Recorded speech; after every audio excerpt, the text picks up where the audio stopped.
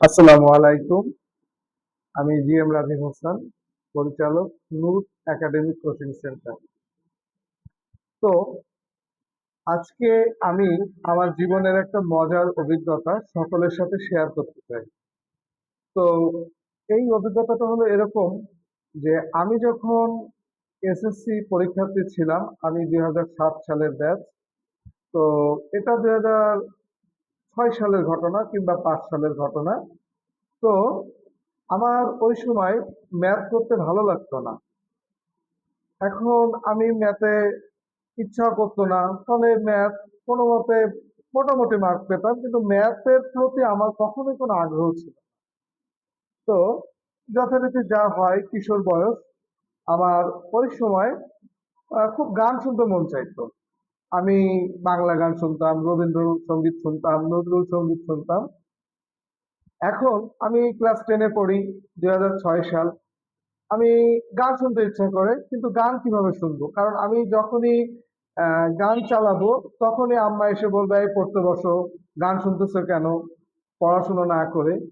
তো আমি তখন একটা বুদ্ধি করলাম। বুদ্ধিটা ছিল এরকম যে আমি যদি ম্যাথ করি আর গান শুনি, তখন আম্মু আর কিছু আমাকে বলবে না।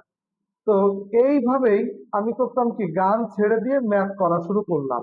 এখন শুরুর দিকে গান শোনার লোভে ম্যাথ করতাম। আস্তে আস্তে ম্যাথ করতে করতে ভালো লাগা শুরু করলো। এরপরে যেটা হলো, আর গান শোনা লাগতো না, তখন এমনি ম্যাথ করতে মন চাইতো। কারণ ওই যে ম্যাথের বিভিন্ন বিষয় নিয়ে চিন্তা ভাবনা করা শুরু করলাম, এই ম্যাথটার সমাধান কিভাবে হতে পারে, এভাবে করলে কিভাবে হয়, এভাবে যখন ম্যাথ নিয়ে ভাবনা চিন্তা শুরু করলাম, তখন ম্যাথটা হয়ে গেল খুবই মজার একটা সাবজেক্ট। এবং যথারীতি যেটা দেখা গেল যে গান শোনা বাদ দেওয়ার পরও আমি কিন্তু ম্যাথ খুব ভালো বোঝা শুরু করলাম। তো এটা আমার একটা ছোট্ট অভিজ্ঞতা। আসলে পড়াটাকে আকর্ষণীয় করার জন্য আমরা কিন্তু বিভিন্ন পদ্ধতি অবলম্বন করতে পারি।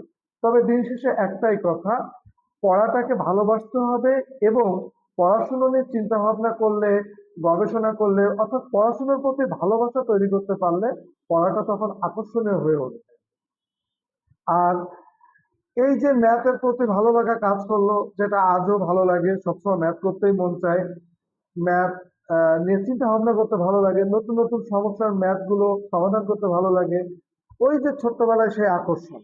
আর আরেকটা কথা আমি শিক্ষার্থী বন্ধুদের উদ্দেশ্যে বলবো, তোমাদের যাদের যে সাবজেক্টটাই কঠিন লাগে, ওই সাবজেক্টটা যদি একটু আনন্দ সহকারে, একটু আহ একটু ভিন্নভাবে যদি ওই সাবজেক্টটাতে একটু সময় দেওয়া যায়, মানে আমাকে ভালো করতে হবে, ভালো মার্ক পেতে হবে, আমার অনেক মার্কস পেতে হবে, এই রকম লক্ষ্য উদ্দেশ্য নিয়ে কোনো সাবজেক্ট পড়াশোনা না করে তোমরা যদি একটু আনন্দ করে পড়ো, জানার জন্য পড়ো, বা যে কাজটা তোমার ভালো লাগে ওই কাজের মাঝে পড়াশোনাকে একটু ইনক্লুড করতে পারো, তখন কিন্তু ওই পড়াশোনাটা তোমার কাছে আরো আনন্দদায়ক হবে এবং পড়াশোনার ভেতরে তুমি ঢুকতে পারবে। আর একটা কথা সবাইকে বলবো, অধিকাংশ ছাত্র ছাত্রীদেরই ম্যাথ করতে ভালো লাগে না, কিন্তু আমি বলবো তুমি অন্য কিছু যতটুকু সময় দাও বা না দাও, ভালো লাগুক বা না লাগুক, প্রতিদিন অন্তত ম্যাথ করবা। কারণ একটা কথা, ম্যাথ হলো সকল সাবজেক্টের রাজা। অর্থাৎ কোন রাজ্যের রাজা যদি কারোর অনুকূলে থাকে, তাহলে তার কিন্তু আর পিছু ফিরে তাকানো লাগে না। তো যে ম্যাথ পারে সে সকল বিষয়ে ভালো, আর যে ম্যাথ পারে না সে অন্য বিষয়গুলো তো ভালো না। এর একটা মানসিকতার বিষয় আছে। যেমন যে ভালো ম্যাথ পারে, তার মনে হয় আমি তো কঠিন সাবজেক্টটাই আমার দখলে, তাহলে অন্যান্য সাবজেক্ট তো আমার কাছে খুবই সহজ। কিন্তু যে ম্যাথ পারে না, সে যখন বাংলা পড়তে যায়, ইংলিশ পড়তে যায়, সামাজিক বিজ্ঞান পড়তে যায়, সাধারণ বিজ্ঞান পড়তে যায়, তখন তার কাছে মনে হয়, আরে আমি তো ম্যাথ পারি না, আমি এগুলো পড়ে কি করবো, আমার তো রেজাল্ট ভালোই হবে না। সো আমি সকলকে বলবো, কোনো কিছু করো বা না করো, প্রতিদিন অন্তত ম্যাথ করো। যে ম্যাথ জয় করতে পারে সে সব সাবজেক্টে জয় করতে পারে। অতএব ধন্যবাদ সকলকে। নূর একাডেমিক কোচিং সেন্টারের পক্ষ থেকে শুভেচ্ছা, স্বাগত।